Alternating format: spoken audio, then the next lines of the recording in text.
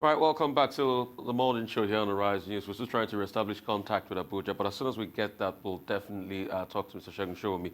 I had some salient points he was reading out. But we'll go to matters about PENGASSAN now. The Petroleum and Natural Gas Senior Staff Association of Nigeria has been in the forefront of trade unionism in Nigeria. The association, which has consistently fought for the well-being of oil workers in Nigeria, have been making demands on the federal government of Nigeria to ensure an equitable working environment.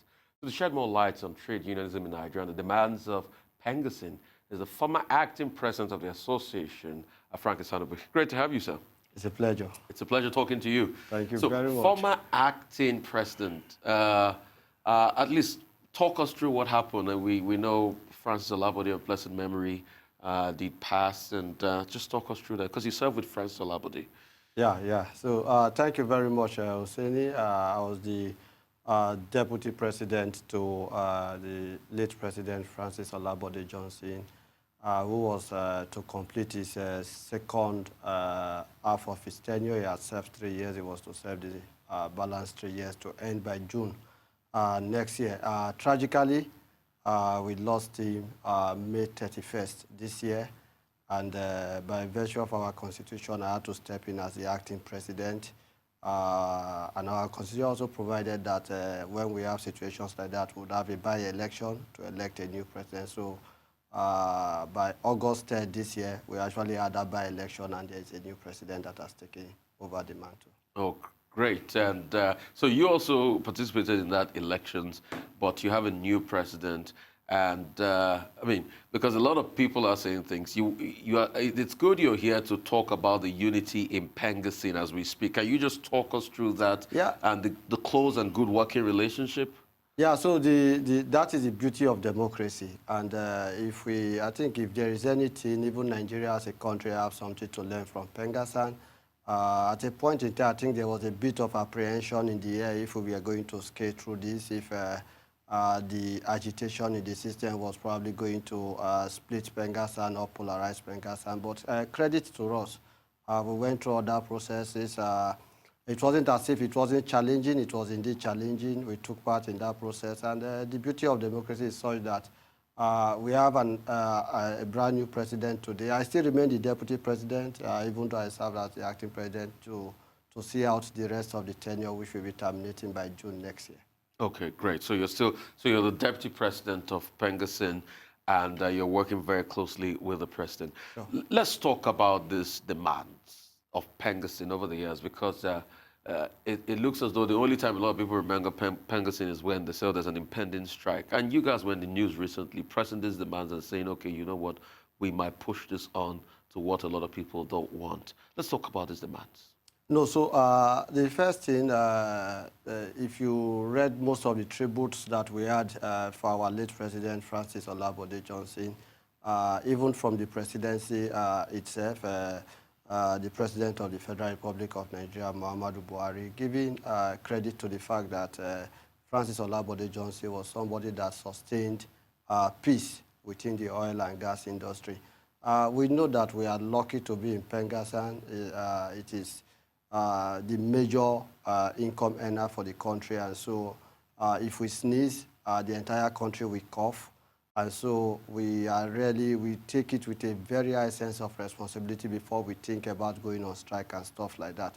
What we do rather is to proactively continue to engage the government and our social partners on the need to create an atmosphere that we continue to guarantee industrial peace. In terms of issues and demands, it is never going to end. The day it ends, it means that there is no need for PENGASSAN or trade unionism in Nigeria again. So it's a continuous process, but overall, we fight on behalf of all Nigerians, and we also fight on behalf of those people who are currently employed in the oil and gas industry. Okay, so these demands are constantly ongoing. But let me push one of the demands to you, in case you don't want to talk about it, is the draconian PIB, or PIGB. Can you break down this for us? Let's get to understand it. Okay, the Petroleum Industry Bill... or Governance Bill, as it's called, no? Yeah, Governance Bill is just one of the four segments of the entire PIB. What has happened before was that It was taken as one bulky document, Petroleum Industry Bill, which will overhaul the entire oil and gas industry. And for several occasions, right from 2008 up till about 2015, this bill could not be passed because you need the entire stakeholders all agreeing as to what should be the content of that bill. And in fairness to the last National Assembly, they brought out an innovative idea to say, can we break down this bill into components and pass them in bits? And that was what they tried to do by passing the Petroleum Industry Governance Bill. So it was broken into four. The governance bill was to deal with the institutions that will be visible in the new oil and gas industry. Maybe you want to rename NNPC, you want to make them commercialized and so on and so forth. We also had the Petroleum Industry Administration Bill, which will talk about how bidding rounds should go, the level of transparency that will be brought into the industry. We had the Petroleum Industry Fiscal Bill, which is to regulate the taxes and the fiscal regimes that will guide the entire oil and gas industry. And the final component of it was the Petroleum Industry Host Community Bills, which was to take care of the specific issues around oil-producing communities. And I think some progress was made in terms of breaking down all those bills into four components parts, and then one of them successfully passed at the last National Assembly, though it wasn't assented to by the President. As PENGASSAN today, we are optimistic because of the harmonious working relationship of the 9th National Assembly with the executive arm of government. We are a bit optimistic that this time around we'll get it right. It has not been good for us as a country that we have had to hold on to a major legislation such as this for close to 2 decades, if I would say. So it has not been a good development, and we are quite optimistic this time around that we'll do what we have to do. We know how much investment we have lost as a country because we have not passed the Petroleum Industry Bill. So we'll continue to agitate, we'll continue to engage with relevant stakeholders. Lobbying is allowed. We could also engage the leadership of the National Assembly. By the end of today, we expect to have a Minister for Petroleum Resources, also continue engagement in that line and see how we'll drive to make sure that there is clarity as far as the operations of the oil and gas industry is concerned. All right, we're still going to talk through the 4 components of the bill, but part of the component of the bill that you talked about that really caught me is the one concerning the host communities. I want you to talk extensively about that, and if that is passed, what that will do. Yeah, so I think that in PENGASSAN, we have always said that we encourage the government to engage with the host communities, collaborate with the companies that operate within these communities to see how development can also get to those communities. And we actually initiated issues around host community because whether you like it or not, it is our members who work in the creeks, who work on the platforms. It is our members who go right there in the deep ocean to explore this oil and do everything that they need to do. And they interact with these communities, and you cannot be earning a source of livelihood within a community and you see the level of suffering taking place there and you keep a blind eye to it. And so we seriously agitated that there is a need for government to do something around it, and it was incorporated into the PIB. Now, what we have been doing around that is at a point there was provision of about 10% to say, okay, 10% will be set aside to take care of issues around the host community. The problem is not just setting those monies aside. We have several intervention agencies that have been set up before now, and many a time those agencies are set up, but the communities really have nothing to take home from it. So we are looking at a situation where the oil companies will truly be involved in this process, government will be involved, the host communities will be involved, something like a tripartite arrangement, so that everybody would have a sense of belonging. It's something we want to see through, but until we get the final version of what will be contained in the host community bill, a lot of interest will continue to push for their own stake to be captured more. For instance, one of it is what is host community?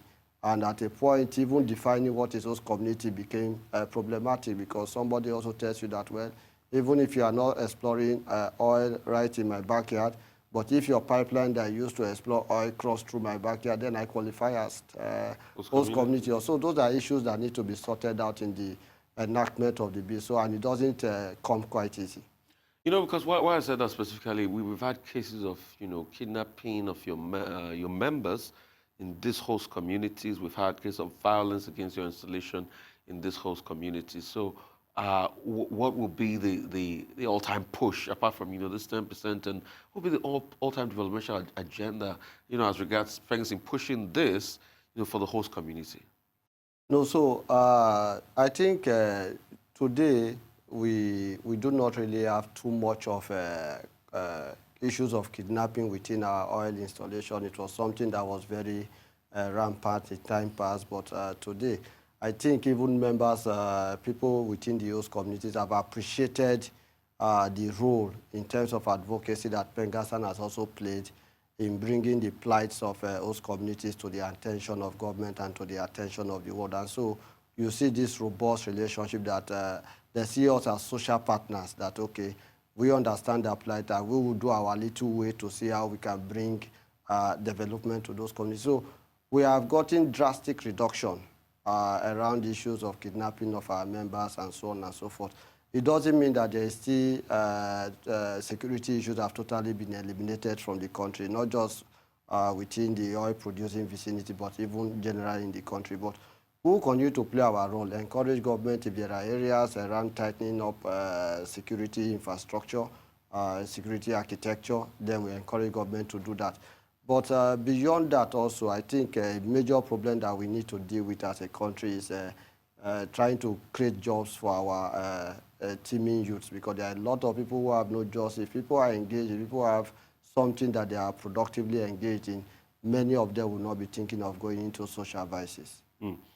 Right. I know so we'll be going for a quick break now, but when we come back, another component of the bill you talked about is facilities and capabilities and fabrications, and that also leads us to a conversation on local content. All right, we'll come back. We'll talk about this and even more. Still the morning show here on Arise News. With me today is the former acting president and now the deputy president of PENGASSAN, Mr. Franco Former Usanubi. Right, so we were talking before we went on that break, and I talked about another component of that bill, which deals with the local content. Pretty much, fabrication and facility. Recently, the Nigerian Content Monitoring Board did come out to say that now 80% of everything in the oil sector is run by local people now, because 80% of the expatriates have gone. I mean, is this the reality on ground? Okay, yeah, so not just in the PIB, we had the Nigerian Local Content Establishment Act of 2010, which again, PENGASSAN was quite instrumental into having it enacted, because we actually agitated that the industry is mature enough to have Nigerians begin to run most of these facilities. This was no longer the 60s and 70s where you can complain that we don't have sufficiently trained Nigerian manpower to man most of these facilities. So we got that bill enacted in 2010, and I will be honest with you, there has been a lot of improvement in terms of involving Nigerian nationals in the operations of the oil and gas industry in two spheres. First, in terms of personnel, we've had many roles that were hitherto occupied by expatriates being Nigerianized in many of the international companies. And then beyond that, we've also seen a deliberate policy of government making sure that things like our marginal fields that have not been developed over time, that instead of leaving it with the international oil companies, some level of deliberate preference is being given to our indigenous companies to take up those responsibilities. But it doesn't come without its own challenges. The first one is that even though we talk about the fact that expatriates have reduced or is reducing in Nigeria, we've seen a new trend, which is called jobs offshoring, where jobs that are supposed to be domiciled in Nigeria are now taken over to foreign countries. And so you still have expatriates doing those jobs, which is in respect of operations in Nigeria, but the only difference is that it's no longer domiciled there, so you will count it that well. You don't have expatriates here in Nigeria again, but the jobs that are supposed to be here, which Nigerians are supposed to be doing, are already taken out of the country to other countries. And where there might be justifiable reasons, I will give you an instance.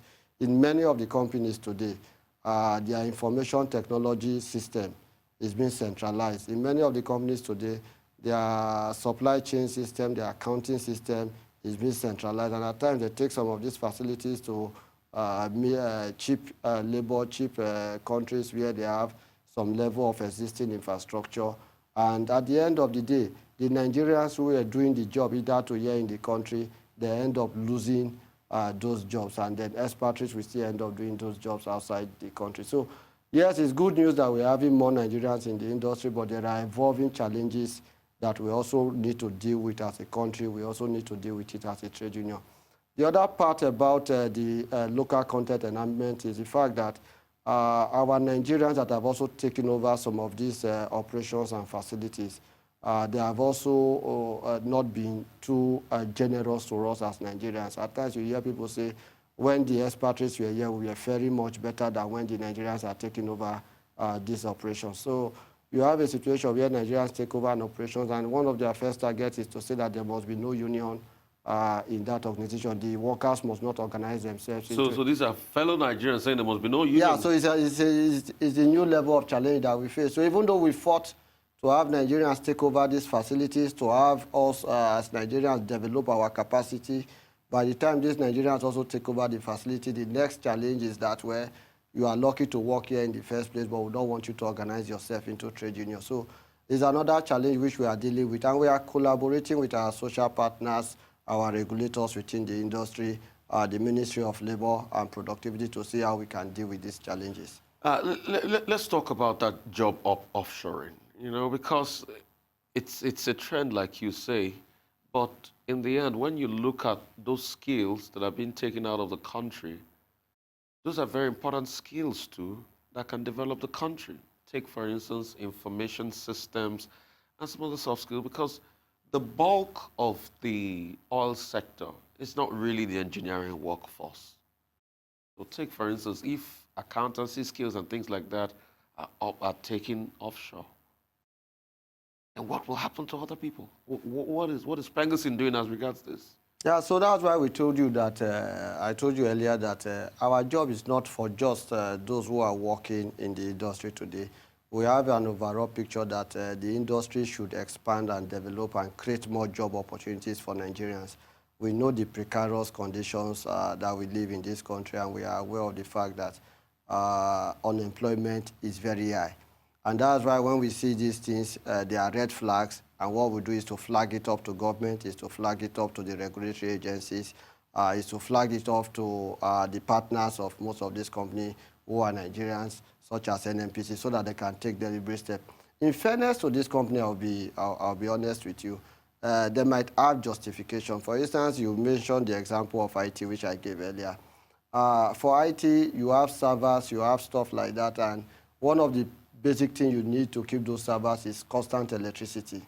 And you wouldn't want to expose your server to fluctuating electricity and so on. So at times I'll come and say, we just cannot regulate our server system locally in Nigeria because you don't have adequate power supply and stuff like that, which could be understandable. But again, if we work with the government and we work with regulators, we could come out and see how to share facilities and make sure that we get the standard facilities that we need to run stuff like that.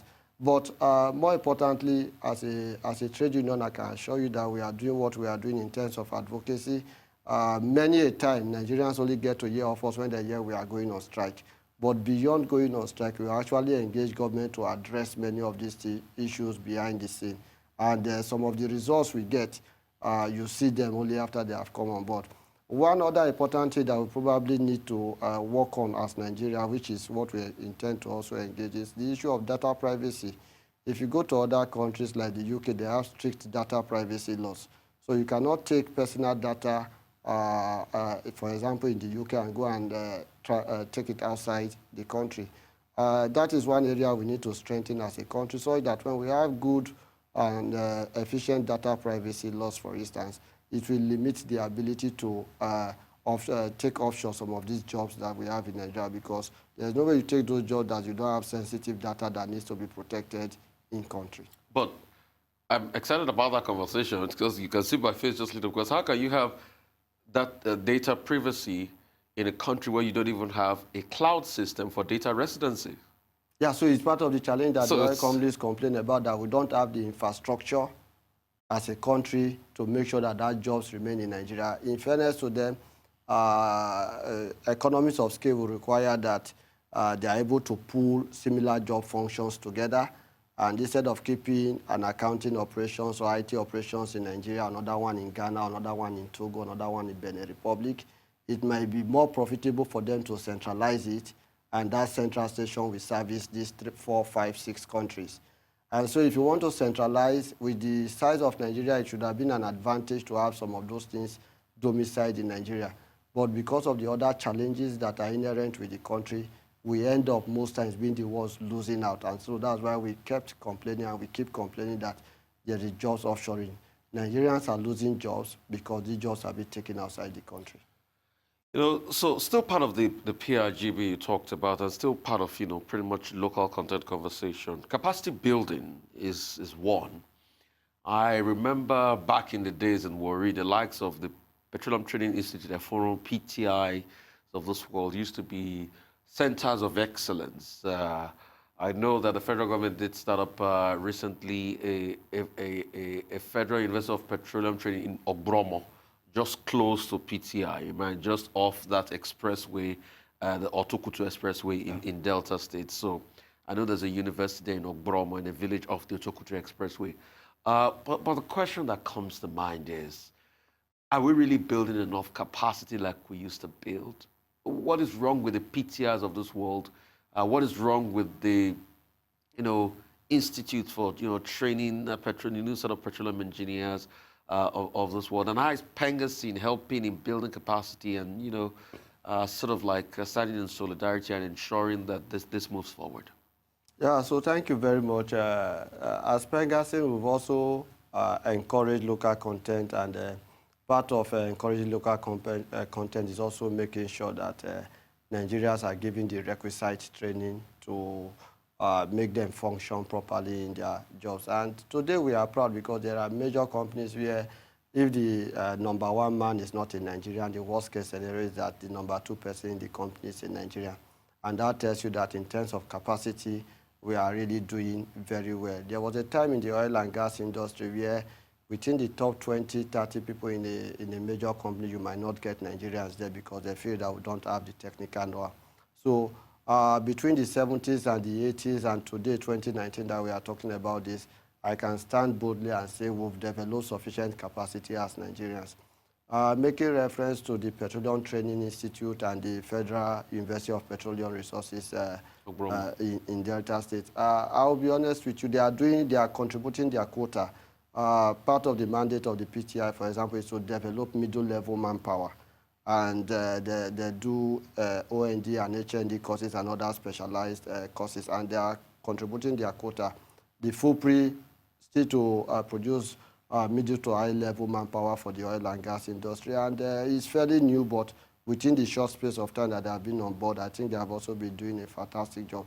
What you've also not maybe mentioned is the issue of the PTDF. PTDF has also been fully involved in the training and capacity building of workforce within the oil and gas industry, identifying gaps, knowing where training should be deployed, and then deploying those trainings. And so I can speak with a very high level of confidence that in terms of competence, in terms of organizational capability, Nigerians are up there and can very well challenge with any other professional in the oil and gas industry today. Another part I'd like to talk about that PENGASSAN too should oversee or will oversee is the welfare of workers on rigs. These oil companies, they say they are contracts and things like that. This idea of contract staff, of workers that go on rigs, and their welfare and how they are looked at and taken care of. Because, there are many stories to that effect of how poorly they are treated and things like that. We'll go to a quick break now, and But before we go to the quick break, I know you like to sound off on that on many issues. I mean, we've had cases of death, and to get the compensation is always a big challenge. I mean, because I understand that almost all of these companies are under Pegasus. About 129 or 130 of them are all under Pengassan. We'll go to a quick break now. We'll come back and talk more about this right here on the Morning Show on the Rise News. Welcome back. Still the Morning Show here on the Rise News. And we're talking to the Deputy President of Pengassan, that's Frank from Usanubi. So before we went on that break, we're talking about welfare and compensation, and this thing about companies that work on rigs or have projects on rigs, saying some people are contract staff, and their welfare in general. Yeah, so I think your question is two in one. I'll try to deal with them separately. The first one is on contract staffing. That's another phenomenon that we are actually trying to deal with in the oil and gas industry. And it's a new strategy that is used by management to maybe deny workers their due entitlement. Normally in foreign countries where you have contract staff, it is because those roles are not supposed to last for more than probably 6 months, 1 year, or 2 years. And so instead of having a permanent staff that you require to keep in your payroll for 15 to 20 years, you just take somebody. And many a time in advanced countries, those contract staff actually earn more than regular staff because there's no job security for them. They don't have other benefits such as pension benefits and the like. And so they get a premium for having such an unstable job. It is not the case in Nigeria. Today in Nigeria, you see that the companies, both local companies and international companies, they go about recruiting contract staff just because they want to avoid the liabilities that come with having permanent staff in their employment. And the last dispensation during the first term of the president, we had the Minister of State, the late Minister of State, Ochuli, the one that died in a road accident. Yeah, road accident. We actually had a committee that was set up. I was a member of that committee under his leadership, which was to address the issue of contract staffing in the oil and gas industry. Unfortunately, immediately he died. It appeared that the work of that committee also died a natural death. Every effort from the part of PENGASSAN to push the Ministry of Labour to revive that committee, because we need a framework, we need a policy statement to deal with the issue of contract staffing as far as it affects the oil and gas industry, has met a brick wall. So we are expecting the president to name his ministers today and assign them to portfolios. Once that is done, I can assure you that as PENGASSAN again will continue the advocacy to make sure that we have this robust engagement between the government, the employers, and PENGASSAN to clarify rules around contract staffing, because the conditions of this contract staff is deteriorating time over time. We used to have manpower contract, which is like a labor contract. Now they have got into a new phenomenon, which is called service contract. It's just like casual workers come in and work, we pay you tomorrow, you don't come back to work and stuff like that. It's not something that as PENGASSAN will continue to tolerate, but we are hopeful that when we engage with government and the stakeholders, we'll be able to come out with something that everybody is fairly comfortable with. The other part of your question, which has to do with safety in our facilities, I'll be honest with you, the oil and gas industry is a very high-risk work environment, yes. And safety is taken very, very seriously, whether for indigenous companies, whether for multinational companies. In fact, on a daily basis, in their daily reports, they have to do like refresher safety briefing.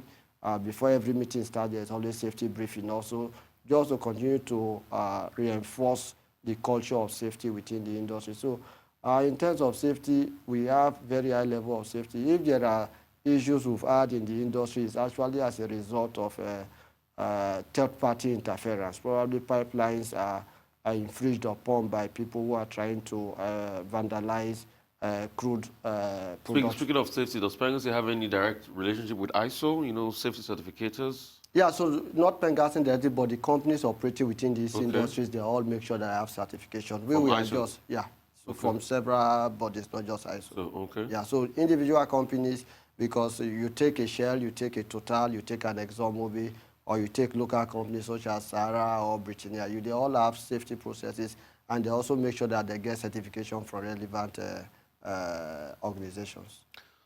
So today, by the end of today, we'll know the Minister of State for Petroleum. We'll know the Minister for Labor. These are key ministries that are centered around the work of PENGASSAN. What would be your agenda? And I know before the end of the week, or next week, most importantly, you and the President, as one of the top stakeholders in PENGASSAN, will be in Abuja meeting and interfacing with these people. What would you be taking to them? Yeah, so our social partners, the Ministry of Labor and Productivity, the Ministry of Petroleum Resources, and then even within the industry, the Nigerian National Petroleum Corporation, NNPC, key stakeholder for us as PENGASSAN. And yeah, you are correct that in the next 1-2 weeks, in fact, we have one of the meetings already lined up for next week. And our message is always clear. It's for all of us to put Nigeria first. We also need to manage expectation of those around those who have been appointed, because many a time when people get position, even as the Deputy President of PENGASSAN today, I will be honest with you, people feel that you are making a lot of money, so come and share the money around. They forget that I'm still a worker. I work in an international oil company. I collect my salary at the end of the month. And so the general mentality of the average Nigerian is that once you get appointment, it's an opportunity to enrich yourself and for self-aggrandizement. So our job as PENGASSAN is to encourage people who have been appointed to put the country first. If this country is working, it will work for everybody. And we will play our role in terms of collaborating with them, in terms of working with them. When they are doing well, we are going to commend them. Where they are not doing well enough, we are going to maybe encourage them and constructively also criticize them and say, we think you can close this gap and that gap. But the first role we have to do is to work with them and collaborate with them. Take, for instance, would you revisit cases of the case surrounding contract staff? Because that's a very important one. A lot of people have worked so hard and they have not collected their entitlement. Would you revisit cases like environmental protection? That's another one. You know, gas flare is still a very big issue now. In fact, recently there was a contract to award flaring sites to various companies. The contract was, I think it was pretty much, the bid was not talked about for some time. You know, these are things that will transform the industry. You know, that also relates to the case that is making the rounds now, the 8.9 billion naira charge on Nigeria. It was because it was supposed to be a deal to prevent gas flare, you know, to take wet gas, turn into lean gas and things like that, environmental protection and things like this. Would it be some of your issues you'll talk about with these people, because you have a meeting next week? Yeah, so like I told you, we would always review all issues, and then we take position as a group. And when we get these positions, in our engagement with social partners, we also communicate those positions. Like some of the issues you've mentioned, I mentioned clearly at a point in time that contract staffing, it was already a work in progress at a point in time when the late Minister of State was in charge. And we've sent 1 or 2 reminders to the relevant government department to say, can we revive this committee? By the end of today, when we get a new Minister for Labor, I can assure you that working with the President, we are still going back to revisit that to say, please, we need to find a landing on this issue of contract staffing to make sure that we have a clear policy framework that addresses the issue of contract staffing. And on flared gas, I think it has to go back to the economics of flaring the gas or producing the gas. And it has to go back again to what is our policy around gas pricing. As a country, for instance, we have had to deal with a situation where the domestic gas price over time has been lower than the export price of gas. And so for many companies, it doesn't profit them to more or less produce those gas. And until we begin to see the business part of producing gas and to make sure that there is appropriate pricing for gas product in the country, there might be a challenge around developing the gas part of the oil and gas industry. And many people will tell you that the world is moving away from oil and it's probably moving towards gas. Because you see the oil and gas industry, but it looks as if it's the only oil part that is working. The gas part is almost non-existent. Because today the oil part is the most profitable part of the business. The gas part is not as profitable unless you are actually exporting the gas. And so what do you use gas for? The major use of gas today in Nigeria is for power and for industries. Now, when you check what the electricity companies are doing, for instance, they need to collect electricity tariff from their customers, and then based on that tariff they collect, they are supposed to pay to the power generating companies, and then the power generating companies in turn would also pay the gas companies who are supplying their gas to generate power. Now, right from the entire value chain, from the electricity consumers, how well is the electricity company able to collect their bills? Thank you so much, Frank Usanubi. That's a conversation we'll definitely still bring you on to come talk about, the dynamics and the economics of gas. That's the show for you today. I'm Rufai Hussaini.